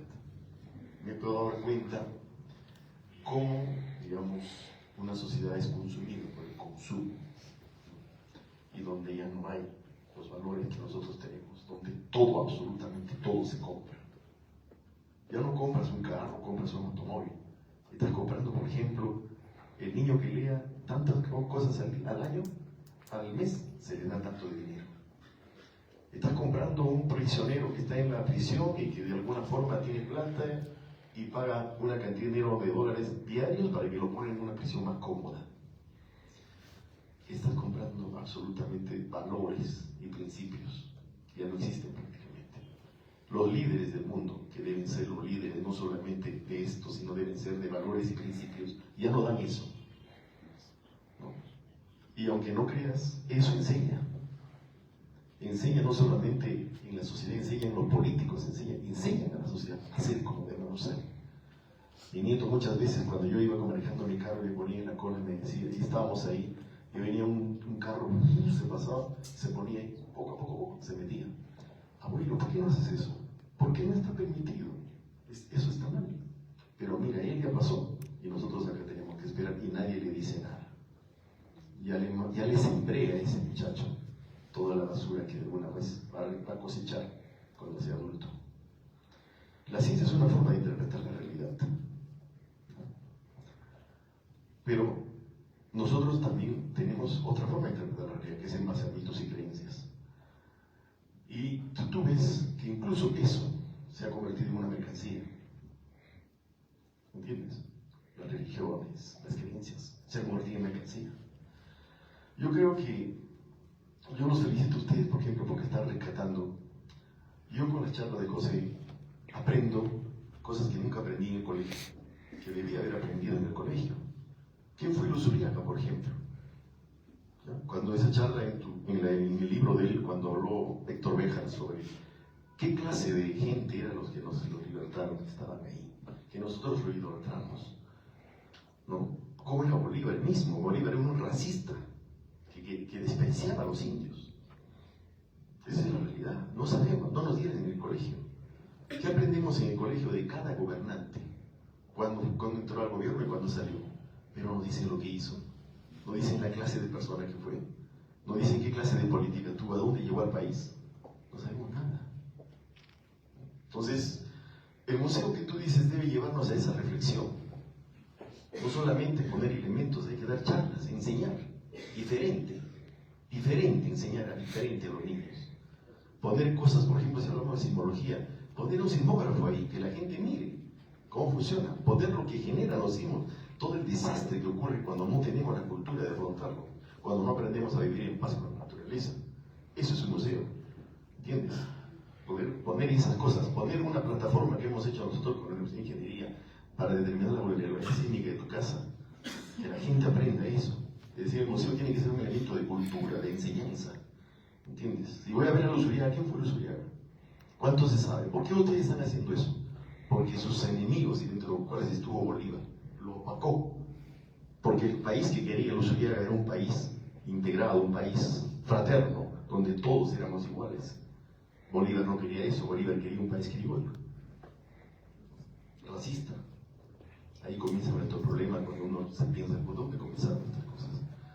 Estoy dispuesto a asumir esa responsabilidad, Rommel, en la medida en mi posibilidad. Yo quiero pedir ayuda de los también historiadores. Solamente para terminar, después del COVID, en Francia se reúnen los economistas del mundo y definen que en el planeta tenemos 3 problemas fundamentales que resolver y que la vida va a moverse en función a eso: la alimentación, la salud y la virtualidad. Y en los 3 campos la ciencia es fundamental, pero la ciencia bien aplicada, la ciencia con vida, ¿no? Y eso es lo que creo que tú estás proponiendo. Muchas gracias. Yo quería comentarte algo. Tú sabes que cómo se logra la bomba atómica en Estados Unidos, ¿no? En principio el presidente se negó a la bomba atómica, pero ahí fue un físico que se llamó Stigler y le dijo: tú no te das cuenta que si no aceptas la carta de Einstein, porque él no aceptó, a Roosevelt le dijo, Napoleón, se presentó de Napoleón un físico y le dijo que podía hacer una máquina de vapor. Napoleón lo rechazó. Si hubiese aceptado, ¿cómo sería el mundo?, le dijo. Entonces en ese momento toma la decisión de aceptar el proyecto Manhattan, ¿ya? Pero después que ocurre el proyecto Manhattan y lo que se supo después de la destrucción que causó en Japón, se supo todavía, se vio esas figuras terribles después de 25 años en Estados Unidos, para que recién ahí esa sociedad se entere de la barbaridad que había ocurrido con las bombas atómicas, ¿ya? En ese momento, cuando Oppenheimer ve que fue el que dirigió ese proyecto, se siente mal y dice: mi mano está manchada de sangre. Yo soy parte de este desastre que ocurrió, porque hemos matado a gente inocente. Eso lo escuchó el presidente Truman en ese momento y dijo: no quiero que este hijo de puta vuelva a entrar en mi oficina nunca más. Para que ustedes se den cuenta qué clase de mundo es el que tengo, qué clase de gente dirige al mundo. ¿Se dan cuenta?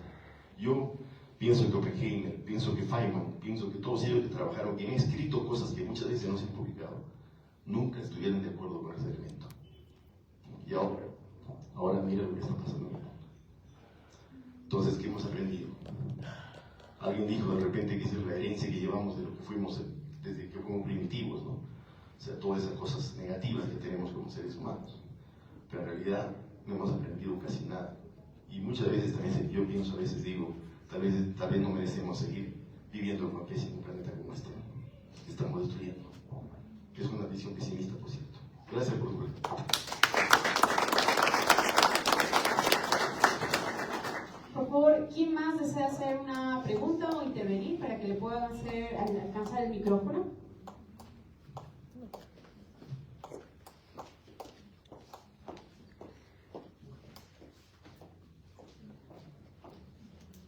Buenas noches, felicitándoles ante todos y celebrando la presencia y el libro que en algunas ocasiones se piensa, se reflexiona de que en el Callejón de Huaylas ha sucedido miles de aluviones en miles de años, por supuesto, y con terremotos, sin terremoto. Del siglo pasado, nomás se recordó usted algo, y algo también de esto ha sucedido en el área de Huanchucos, y debe ser claro que va a seguir sucediendo. Pero aquí lo que quiero resaltar es que, a pesar de esto, llevando también de historia y de reflexiones de vida, el hombre en el Callejón de Huanchucos ha seguido quedándose en su sitio, desafiando pese a toda esta adversidad.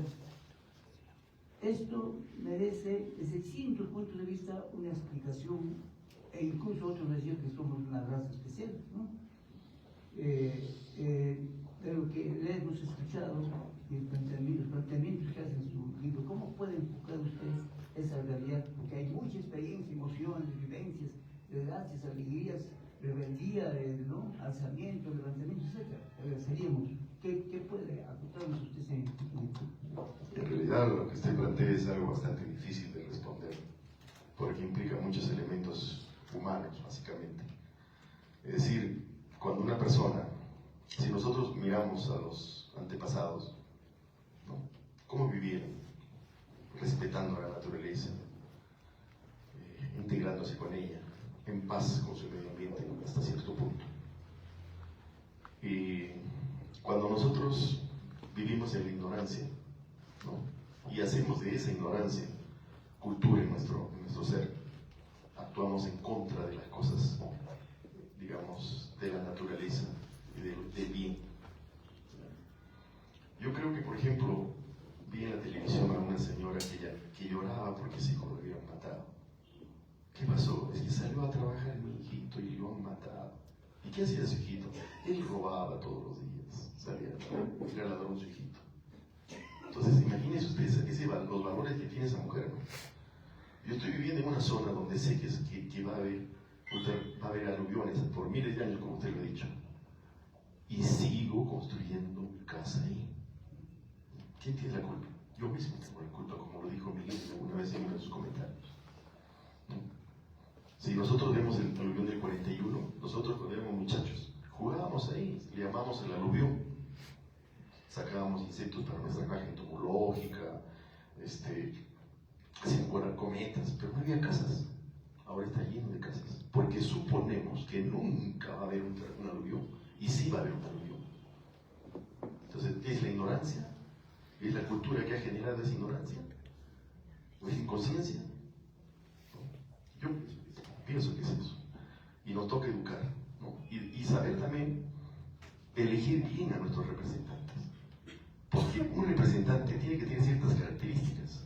No puede ser un analfabeto científico, un alcalde, un congresista. Tiene que saber algo de eso para poder responder bien a su gestión. Pero nosotros elegimos a ignorantes, ¿no? Con intereses determinados. Que yo miro acá, y José lo explica muy bien en sus escritos, cómo cada alcalde ha generado más caos en Huaraz, y organizando cosas, organizando sitios peligrosos, ¿no? Simplemente por votos. Eso se ha dado. Y llegamos a Huaraz, y hay que decirlo, es una ciudad fea, es una ciudad caótica, ¿no? Tuvimos la oportunidad en nuestras manos de hacer algo bueno. Ahí está en todo lo que dice la historia, pero no lo hemos hecho. Y yo creo que nunca es tarde para comenzar.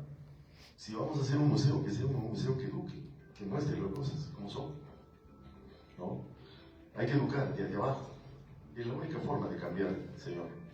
Si no, nosotros ya fuimos, ya tuvimos la oportunidad.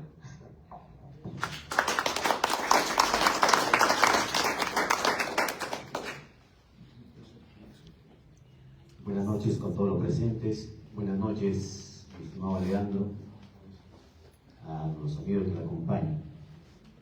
En estos días, Radio Programas del Perú, mi estimado Leandro, hace eco lo que pasa en México, lo que pasa en Chile, donde han instalado instrumentos que alertan los movimientos sísmicos. Quiero recordar a todos los presentes, en el 2018, Laurel Yungay le invitó a Leandro para que dé una charla sobre la reflexión del 31 de mayo de 1970. A raíz de esta charla llegamos a una conclusión para instalar un acelerógrafo en una institución educativa que se encuentra en el Campo Santo de Yungay, el Colegio Santo Domingo. Eso se hizo realidad gracias al Centro Regional de Sismología para América del Sur, que preside Leandro Rodríguez, y el SISMIC de la Universidad Nacional de Ingeniería, si no me equivoco. Por las malas políticas de las autoridades, de las direcciones que hoy en día, que contamos con los directores que están en las escalas mayores, que supuestamente nos deben de demostrar con índices de calidad educativa superiores, pero parece que estamos viendo menos inferioridad en la educación. Mi pregunta, mi estimado Alejandro, y también quiero el apoyo de la Cámara de Comercio. Alguien me dijo, tú eres guaracino, ¿y por qué no insististe en Leandro para que puedan poner un acelerógrafo acá en la provincia de Huaraz? Tenemos una zona caótica que es Nueva Florida, que es cono aluviónico y todo el mundo lo conoce, que cuando va a haber un aluvión, el agua busca su cauce y vamos a tener toda una población dañada. Mi estimada presidenta de la Cámara de Comercio, no sé si podríamos intervenir y pedirle a Leandro, ya que se habla en México, en Chile, somos una zona altamente peligrosa para los sismos, instalar un sistema de alerta para que nuestro pueblo esté educado y así no tengamos pérdidas y lleguemos a una memoria colectiva. Muchas gracias, estimado. Muchas gracias. Yo creo que los incas y los preincas no instalaron equipos, no tenían desastres, porque tenían una cultura de prevención ya desde su nacimiento. Sabían, conocían la naturaleza y de esa manera vivían. Nosotros hemos, por ejemplo, pensamos que la tecnología resuelve los problemas y no resuelve los problemas. Nosotros en Huaraz, por ejemplo, el sistema de alarma temprana que tiene México. Los sismos en México ocurren aproximadamente a 300 kilómetros de la capital, 300, 400 kilómetros, son lo que les hacen daño a ellos. Entonces, lo que ellos han hecho es algo muy sencillo. Han puesto unos detectores que cuando viene el terremoto, esos detectores inmediatamente lanzan la señal a México. Va a la velocidad de la luz, se llega de inmediato. El sismo, cuando ocurre, salen dos ondas, la onda P y la onda S. La velocidad promedio es de 7 kilómetros por segundo. Por lo tanto, por física básica, si tú divides 400 kilómetros o 300 kilómetros entre 7, va a ser el tiempo que se demora la onda en llegar. ¿Correcto? 30 segundos, 7 por 3, 260, 40 segundos, 7 por 4, o 50 segundos. Eso es lo que se va a demorar la onda en llegar a México. Pero ya, esos equipos ya lanzaron la señal y ya los equipos saben en México que está viniendo la señal. Y las alarmas empiezan a sonar. Entonces la gente ya sabe que en 30, 40, 50 o tal vez menos segundos va a empezar a temblar y se ponen en buen recaudo. ¿Correcto? En Perú, nuestros sismos ocurren al frente de la costa, 90 kilómetros, 100 kilómetros. Se ha hecho lo mismo, pero ¿sabes en cuánto tiempo va a llegar ese sismo a la costa? En 7 segundos. ¿Ya? En otras palabras, va a sonar la alarma cuando ya esté temblando. ¿Ya? Hemos hecho algo copiando sin ver nuestra realidad. Entonces ahora se dice, no, es que si ocurre en Chimbote, en Lima va a pasar esto, para tratar de justificar la cantidad de dinero que se invirtió en eso. En el proyecto que tú tuviste, la idea que con el profesor Coral era hacer el lucismo, le llamamos. Instalar estaciones sísmicas que están en el costo de $400 en los colegios, para que los mismos chicos analicen la información, informen los datos que pueden tener ahí. Porque te aseguro que en la zona hay mucha microsismicidad que no se está considerando. En cada colegio instalaron instalar equipos que los mismos chicos lo manejen. Eso se llama educismo. Hay equipos de $400 que están conectados a internet y que tú puedes en tu celular mirar el registro que están dando. Es más, ahora tenemos tecnología de que cada uno de nuestros celulares se puede convertir en un acelerógrafo. Yo acá pongo, instalo un aplicativo y se convierte en un acelerógrafo. Por un proyecto podría ser, por ejemplo, usar los celulares viejos que ya no utilizamos, pero que tienen eso, y ponerlos como acelerógrafos en cada elemento, considerando una interfase que pueda lanzar la señal a internet y lanzar la señal. Eso lo estoy estudiando con un muchacho. Es imaginación, ¿te das cuenta? Cultura. Podemos hacer eso. ¿Ya? Y si hay algo así como lo que plantea Rommel, podemos usar eso. Dice, tenemos el dinero de ustedes, no hay ningún problema, no vamos a ir. Es una broma, es una broma. Bueno, entiendan.